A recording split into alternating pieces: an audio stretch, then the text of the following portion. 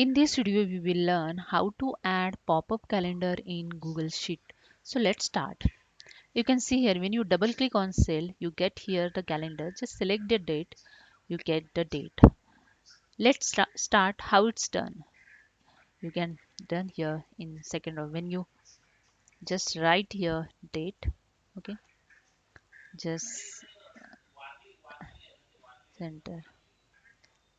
Okay, then when you click on in this cell, you not get the calendar pop-up.